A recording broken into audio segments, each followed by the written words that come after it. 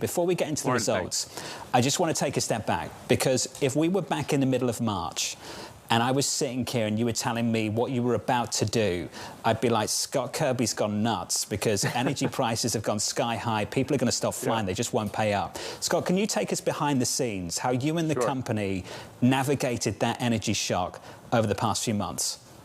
Thanks for having me this morning. And really, it is pretty remarkable. You look kind of at the full year, what happened. Fuel prices are up $6 billion compared to what we thought at the start of the year.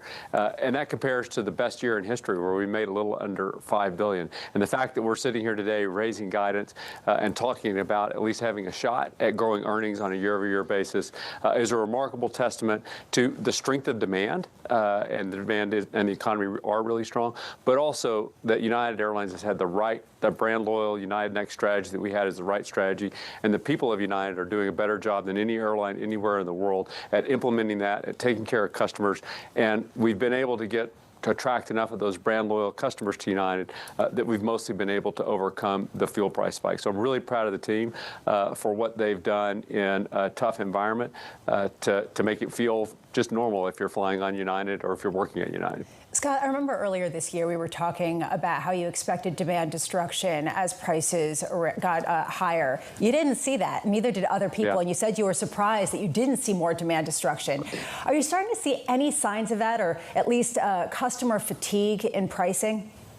No, we aren't. Demand is incredibly strong for us. In fact, our fourth quarter yields are booked 14 points higher at this point in time than they were at the same point in time for 3Q. Corporate demand so far in July is up 30%.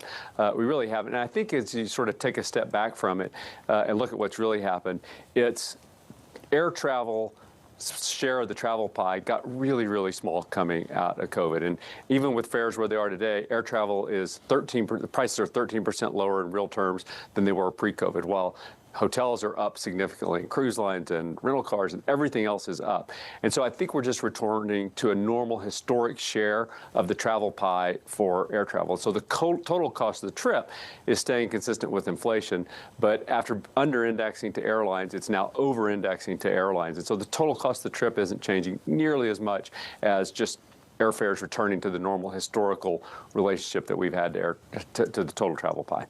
Oil prices have continued to inflect upward as a result of a new resurgence in the conflict in the Middle East. And I'm just wondering, is there more room to go with respect to responding to those extra oil price costs with higher fares going forward?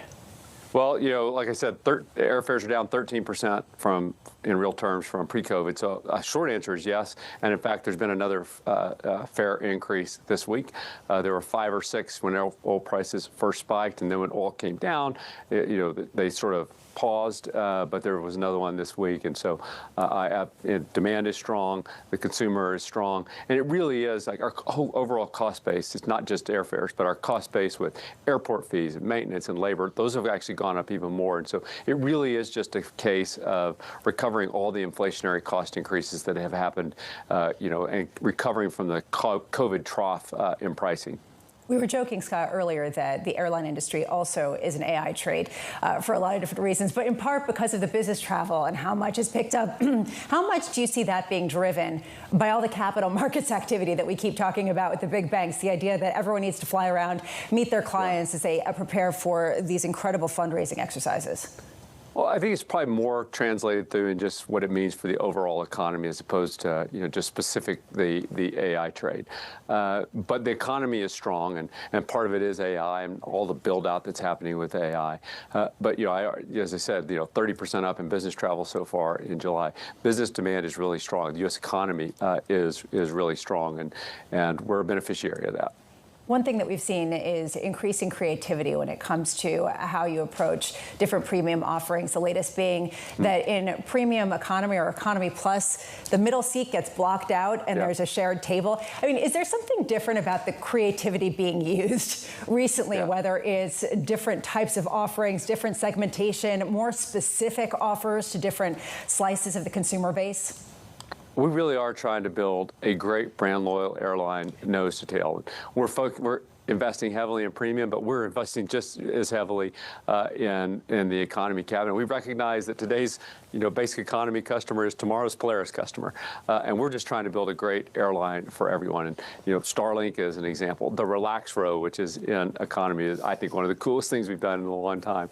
An extra, a blocked middle seat in coach is just another example. And at United, we really are trying to just try everything that we can to make the experience better for customers, and believing that if we do that, we will have a brand loyal customer base that does really well when times are good, but it's also worth proving how resilient we are in times where something like this oil price spike happens. I mean, the fact that we've got oil prices up $6 billion year over year, and we have a legitimate shot at growing earnings on a year-over-year basis is just a remarkable testament to what it means to invest for the customer and get customers to want to fly us, to decommoditize this industry. And really proud of the United team for what they've done to execute on that strategy. Scott, more people in New York might be more willing to fly you when you get back to JFK. Is that still in the works for next year?